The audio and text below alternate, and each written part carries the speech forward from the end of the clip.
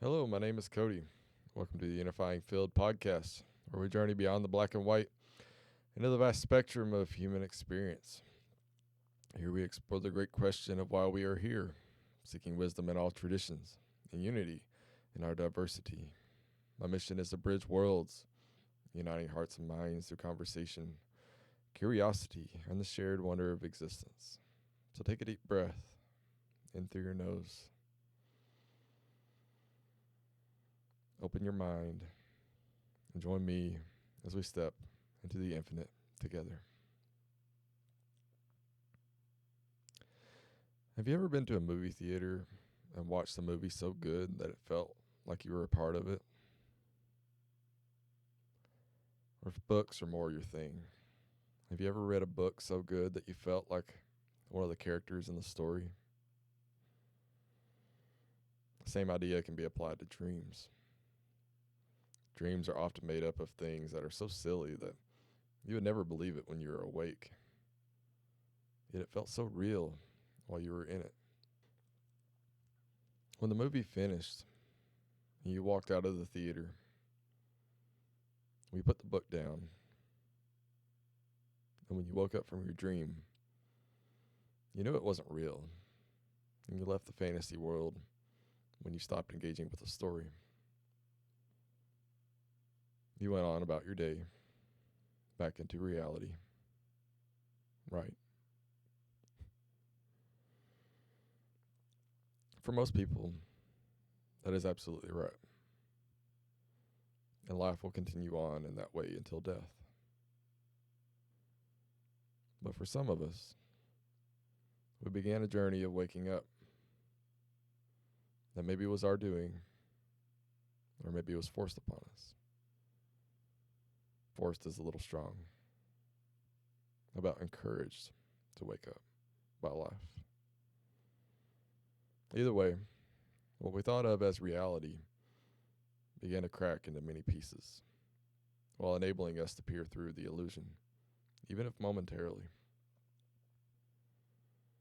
Today's episode will focus on the process of spiritual awakening. The world we find ourselves in is so good that we believe we did not exist before we were born. Most of us have no memory of anything beyond birth. If you were to look at this reality from a simulator theory, it would make sense to add forgetting anything before physical birth to the programming to make the experience as real as possible. If you don't buy that theory and your outlook on life, that's okay. I'm just painting a picture for you. As for an interface with a human being, the idea of the soul feels like a good intermediary between the physical world and whatever is beyond, aka spirit. The soul being something that comes into this world to live the life of a human being, but is not of this world. Some belief systems believe that souls are created at conception. Others believe that souls are eternal. And some believe we are purely physical and came to be when we are born and fall away at death into nothingness. I fall more into the souls are eternal category, but that individuation may not be eternal if souls are at all individual. In other traditions, such as in Hinduism, you might have heard of this being called the Atman. The Atman, or the true eternal innermost self or soul of an individual, distinct from the temporary body, mind, and ego. We'll stick with the word soul to keep it consistent and easier to follow. I'm currently contemplating the idea of souls being light, and light being awareness. In a recent TikTok video, I asked the question of, what if what we call the light is actually just awareness? And then perhaps darkness is simply the absence of awareness, aka light. And if awareness is light, then that may be what we are as the eternal soul. In my world, being fascinated with all things spiritual, you always hear about light beings or the light body or the Merkaba from Jewish mysticism. Mer meaning light, Ka meaning spirit, and Ba meaning body or light spirit body. Anyways, if God said, "Let there be light," then awareness was created long before we as humans were ever conceived, and even before God made man in his image. And even then, God saying, "Let there be light," signifies that there was awareness even before creation ever began. And thus, we may not have a beginning and have always been, otherwise known as being eternal. It's complicated, but it's fun to think about, at least until the brain starts to hurt. The point of today's episode is not to understand the nature of existence as a whole, but to better understand the process of awakening to our true nature. Our true nature being the kingdom of God within, which, based on my own experience, is where the soul resides within us. And while we may put together something fascinating to attempt to explain how things are, better is to understand the microcosm so we may see the macrocosm for what it is. The microcosmic focus being that something existed before your identity. That is the key. Something was aware before you assumed your identity. And I believe that is your soul. Babies are a beautiful example of this. Pre-identity, awareness in its purest form. The idea of spiritual awakening is waking up to who we truly are before the illusions of the world captivate our attention. Spiritual awakening and realizing the kingdom of God within are relative to each other. Awakening means the journey to remembering our true nature, and the kingdom of God is where our true nature abides. I am the vine. If you abide in me, and I in you. Got it? I wanted to clear that up before we continue, if I happen to go back and forth with these ideas, which is very likely. Even if you can't get on board with us being eternal, existing before birth, you may still be okay with how we acquire identity as we develop from an early age. Let's explore identity, as this will be what stands in the way of awakening to our true nature. When you were born, you were closer to God than you will remember being for a long time. At least on the level of you being aware of where you stand, your proximity to God. And the you I'm referring to is the you of which you identify. You didn't know you were a boy or a girl. These are ideas related to the physical human. You didn't have language to learn and assign labels to anything yet, though eventually you would hear sounds and would associate them with objects, and language would begin to develop that way. You weren't aware that you would be a part of one country or another, one community or another, race, religion, rich or poor, time, planet, galaxy, or even the dynamics of the family you would be finding yourself in. You didn't know that you had a name yet and didn't identify with that. You recognized your mom and dad, if you were blessed to have them there, simply because they were who you saw most often and would help you with your needs. But otherwise, the objects and beings around you simply are. Slowly, these things are added to you. You kept hearing a funny word when the big people were around, and eventually you made the connection. And as language progressed, You made the realization that that must be your name. I am blank. I'll just use myself as the guinea pig. As my language progressed, I made the realization I am Cody.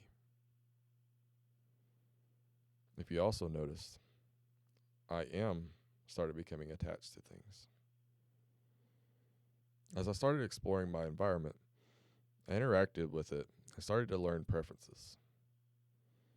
I saw this furry thing, of which I am told is a cat. And so I try to play with the cat. Unfortunately, the cat bit me, and it hurts like hell. I am in pain and crying. So I associate cats with pain and crying. Now I don't like cats. I do like cats, by the way.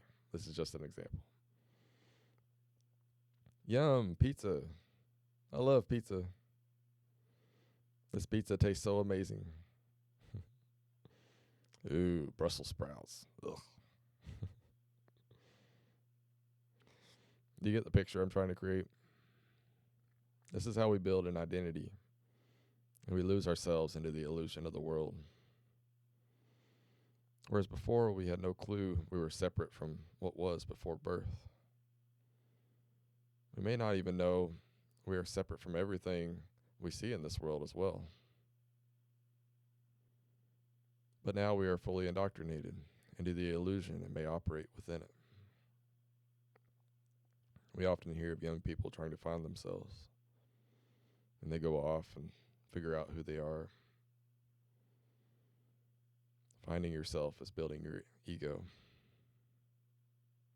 Figuring out what you like, what you don't like, and who you either are or want to be equals identity. And it's not pointless either. It's neither good nor bad. If you knew you weren't separate from the Creator, you may not have any reason to fear death. If you didn't fear death, you wouldn't protect yourself from it. Your physical body may die pretty quick. There would be no other reason to come into this physical world if you weren't going to play by the rules for a little while. And so we lose ourselves into this elaborate existence of beauty and horror for whatever reason that may have been chosen by us on some level or by a higher power, depending on your background and religious beliefs.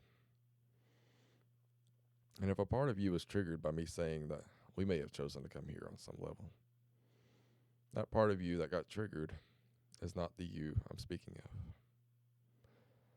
The religious stuff also makes up our identity, by the way. Identity is the ego.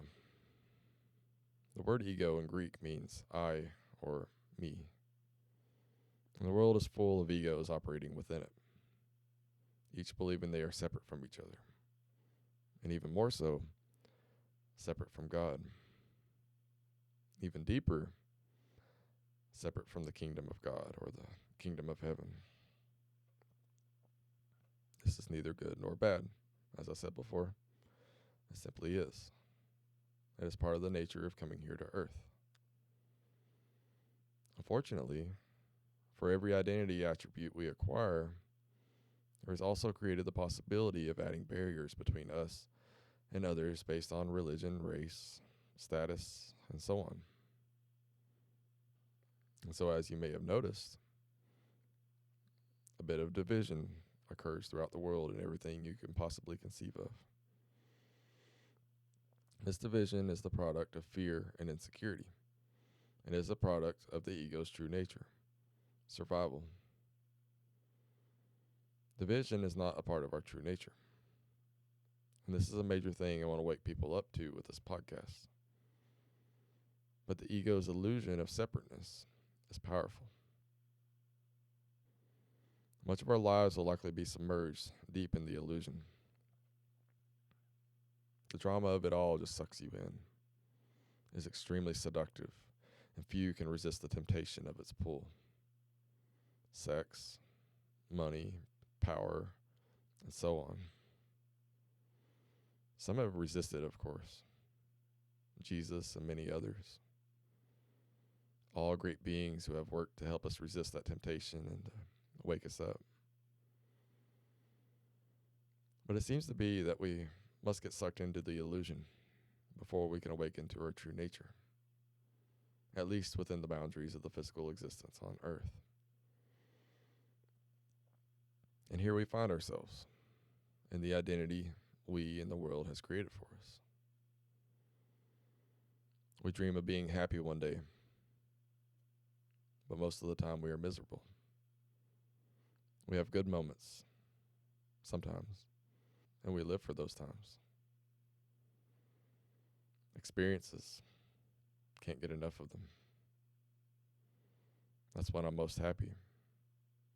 I need another adrenaline rush, and that'll buy me time before I need another. We alter our minds with alcohol, maybe drugs, nicotine, to ease the pain of life, to help us cope. Life is so painful. Sure, it is good sometimes too. But like everything, happiness and the good times are fleeting. So we keep working towards the good times and try to forget about the times in between. This makes me think of an old cartoon. I can't remember which one. I looked, I couldn't find it. I may just be completely imagining this, but I'm going to go with it anyways. It was like someone attached a stick to a dog's back, which had a hot dog dangling from a string,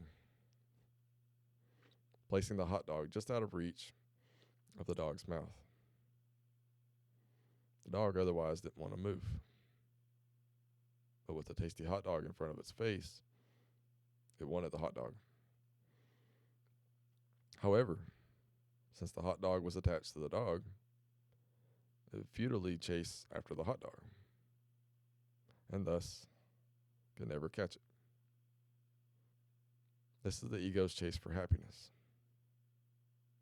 And there may equally be a stick attached holding pain that we as humans are running from, and running to the one that says happiness, both of which are illusions. Let's continue. Something always feels missing. And we might feel whole when we are in relationships. And so we have relationships. And sometimes they don't work out. Sometimes they do work out. And maybe we are lucky and find someone to spend our lives with. But regardless, on our own, we don't feel whole. We feel incomplete. 8 billion of us walking around, and we may, at times, feel more alone than we ever have. But what if what we truly yearn for is not to have a partner that will make us feel whole? What if that same drive is what draws us to religion? What if it is actually the pull of who we truly are, yearning for God? It doesn't do us any good to answer these questions if we don't have the experience of becoming whole, though. We need something to happen that will bring us into realization of where we are truly whole. Or else these are merely interesting stories and ideas. But I still struggle to get through the day. I still have bills to pay. I still feel lonely. There's pain I deal with, and so on. Deep within the illusion, something happens. Maybe you lost everything. Maybe you had a near-death experience. Maybe life beat you up over and over again until you finally gave up. Whatever the case, the glass of the jar you were operating within, this life began to crack. It almost reminds me of those goggles that police bring to school to show you what it looks like when you're intoxicated, to show you how bad it is to drive drunk. Only, this isn't merely drunk goggles. This is a real veil over your mind.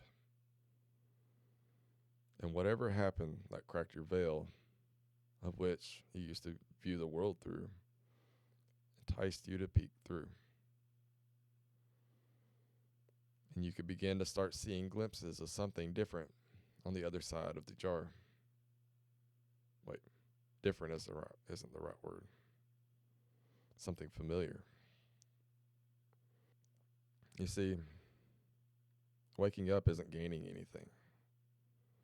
Realizing the kingdom of God within isn't gaining anything. It is remembering. And it's that familiarity that draws us in and enables us to see that who we thought we were was standing in our way of heaven. Or we let it go and keep living like we always did. I would venture to say that that is not uncommon. That is what is known as falling back asleep. It's part of the process, which we'll talk about shortly.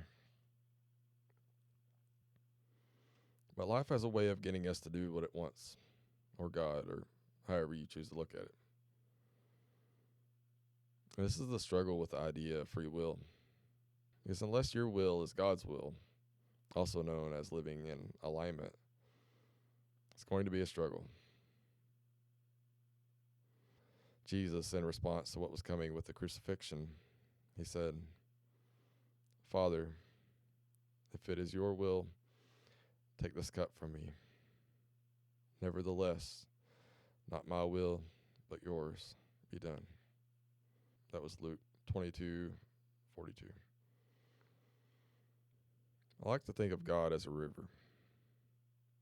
If you flow with the river, it will carry you with its will. But if you resist its flow or step out of the river by choosing to go with your own will, life becomes extra difficult. So living in alignment is simply, though not so easy, flow with the current of the river of God.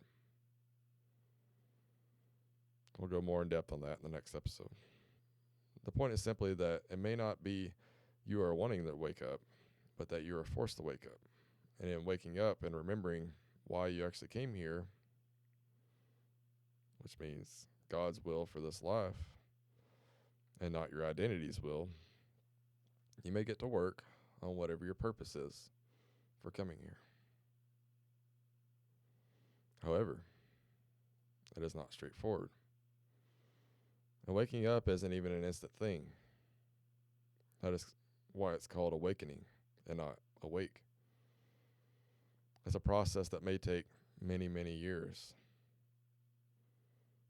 But once the process starts, you catch glimpses of the truth. You begin questioning things, even the religious interpretations you always believed. And your world and everything you ever thought you knew will shatter. And so you might get excited about it. You now know the truth behind the veil. And you want to tell the world because you can now save the world. Wake up, world. Hear the good news. Nothing is what you think it is. The religious teachings aren't being interpreted correctly. But then you find that no one in your circle wants to hear that. Everyone thinks you're crazy. You are now the black sheep of your group, and possibly even damned to hell. That can hurt, even when you know something is changing for the better. And because it's a process, you keep falling back to sleep yourself and getting sucked back into the drama of the world. Ask me how I know. It might be helpful to understand what awakening means. Because your beliefs changing because you had a glimpse of the truth doesn't mean you are awake yet. Here's the problem. You have spent a lifetime, insert your number of years here, building this identity you find yourself embodying. And the ones around you who had a hand in raising you have helped you build this identity as well. And the more attached you are to that identity, the harder it will be to break through. The thicker and stronger it is, the harder it will be to break. I feel like especially if you made a big name for yourself, that would be troublesome to let go of. First thing that comes to mind is anyone famous or in politics or business and so on. I wouldn't know. But nothing is impossible. Jesus said that it's easier for a camel to fit through the eye of a needle than it is for a rich person to enter the kingdom of God. From Matthew 19:24. Is that because they're too attached to their money and name they made for themselves, that they keep themselves out of heaven? I'm not sure. The point here is that in order to wake up to your true nature, you must see through the illusions that you view the world through and go through the lengthy process of de-identification, which makes up everything you thought you were. And while I can speak on my own experience and understanding, your experience may differ. Heck, even mine may change on a daily basis. So keep that in mind, as this is not the end-all be-all process of awakening. Even when you start to see the truth of the illusions, it will likely take time to get to where you believe they are indeed illusions. You're literally shifting reality from the stories you once believed, and the programming of the world and the ego is quite strong. Even more so, identity is strengthened in numbers. It is hard to step out on your own and ask questions. If you thought you felt alone as the ego before, it may feel like ignorance is bliss at times. However, if you are done with the pain the ego dragged you through, like myself, loneliness is not so bad in comparison. Plus, the loneliness you may feel in the beginning is an illusion too. So, if you are in that state now, it does get better. Anyways, once you've de-identified enough from your human identity, you enable your true nature to step forward. And while there is some loneliness that comes with that, abiding in real freedom, peace, and joy is so much better. And when you practice abiding in the true kingdom of God within, you will never be alone. In the next episode, we'll talk more on the illusions I speak of, but today I'm just providing a higher level overview of the process based on my own experience. So let's move on to after the shift in identity. So now you are your true nature, residing in the kingdom of God. Now what? Now it's time to embody your true nature. And this is the part with the least guidance, I'm afraid. No one can figure this stage out except you. Motivation may be down. I mean, when you have God and rest within his kingdom and awareness, what else do you need? Only part of your predicament is that while you are now awake, you still likely have a lot of responsibilities attached to your old identity. Like myself, I still have a family to support, so I must make money to support them and also perform my role as husband and father. The old identity is talked about as dying, but it doesn't fully die. It just stops being the one with the loudest voice. It may even be silent most of the time. But it is still a part of you while you are alive. So now you approach life from awareness rather than ego mind. And this is the stage of living these changes, otherwise known as embodiment. And this is super important, because if you relax here, it is possible that the ego will seduce you very subtly and shift you back into ego identity. Thus, embodiment is intentional practice of living in awareness as awareness, being, not doing. In the life you return to as awareness, there may be things that need attention that had fallen apart from neglect. I tried to do the norm and continue working on my podcast episodes, but I would sit down at my computer and couldn't get myself to do anything. So I looked at the rest of my life. I was beyond exhausted, and my body said to rest. And so I did what I rarely do. I rested my body. My house was far behind in terms of cleaning. Christmas was closing in, and I needed to do my shopping and gift wrapping for that. And previously, that was stressing me out.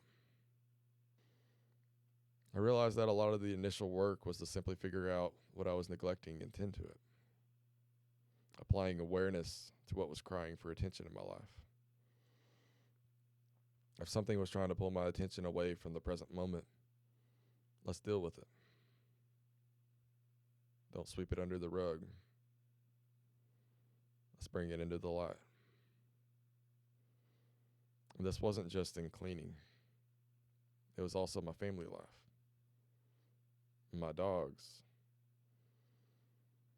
I started making my life more intentional. I started taking my dogs to the park every other day to both walk them and enjoy fresh air on a regular basis. Listen, life is a lot as it is. Trying to work a full-time job, have a family, while trying to build a podcast is a lot. And while this podcast is important to me, my mindset shifted from things must be a certain way on this schedule that I created to presence comes first while listening for cues from within. Family time and health are priorities, and do not force the flow of the river.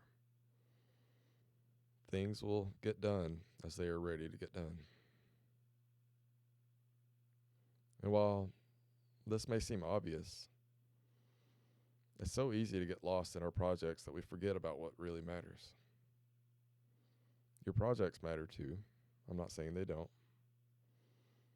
The goal is simply alignment through applied awareness. When in alignment, as best as we can be, again, it's not straightforward, God or life will help us complete our projects. And I think that a lot of what it means to live in alignment is simply practicing bringing our awareness into everything we do. As for the future, even though I am living more in the present moment, I would still like to make a better life for my family and be the best I can for them within the roles that I play. I want to make a difference in the world.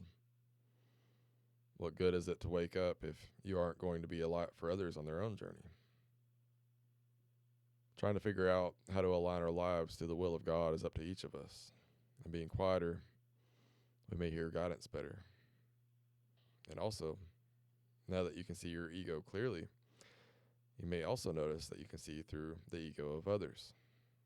And this is one of my favorite things now. Spacious awareness. Let's talk about that. Before, as the ego, there was always something to defend, a position to protect, a story to uphold. But when awareness becomes your home, confrontation changes its tone. There's no longer an identity standing guard at the gate, only presence. And in that presence, something surprising happens. You don't need to convince. You don't need to correct. You don't even need to act. Simply resting in awareness becomes enough to let others begin seeing through their own illusions. This may sound paradoxical,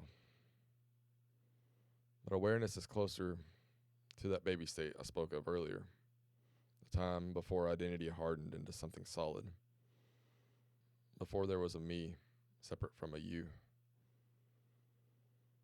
Back then, there was nothing to defend, because there was no one yet who felt separate enough to need defending. Only when identity formed did the walls go up. And with the walls came fear, and with fear came the need for protection. But awareness has no walls, and so awareness has no enemy. When we bring awareness down into the body, into how we respond to life itself, something subtle begins to ripple outward. The people we meet are no longer met with resistance, but with space. And in that space, their own illusions have room to surface. That's why earlier I wondered if darkness is simply the absence of awareness. Because if that's true, then we don't change the world by fighting darkness. We change it by being what we always were, light. In him was life, and the life was the light of men, and the light shines in the darkness, and the darkness did not comprehend it. John 1:4-5. Not because darkness is evil, but because darkness cannot recognize what it has never learned to see. And when Jesus says, "You are the light of the world," he doesn't call us to escape society once we realize we are the light. He calls us to remain within it, to let that light be lived as a lamp for others. I feel like if you didn't figure anything else out, the ability to instantly disarm another person's ego is huge, as you can't help others overcome their egos by strengthening them. Responding to fire with gasoline only strengthens the fire. And so, where do we go from here? This is where we part ways for now, my friend. I'm still discovering this path myself. But in my own journey, I felt unexpectedly drawn toward the very people I once kept the greatest distance from. The Christian community. Something I never would have predicted. And yet, it makes perfect sense. It's part of my history. It's part of my home. And now, with no identity left that needs defending against old wounds or past judgments, I find myself able to meet that community in a new way, not as them, but as us, just as I want to meet every other belief system. Maybe even to speak to the Nicodemuses among them, the ones who hunger to walk in Jesus' footsteps, not only worship him from afar. So stay with me. In the next episode, we'll move from the wide-angle view into a close-up lens, exploring ego identity and awareness more deeply, and begin separating what you truly are from the illusions that once convinced you otherwise. Thank you for joining me on this journey today with the Unifying Field podcast. We've touched on just a fraction of the vastness that connects us all, but remember, the exploration never ends. Keep asking questions, keep seeking answers, and stay curious. As we part ways, may you carry a little more wonder, a little more peace, and a renewed sense of connection with the world around you.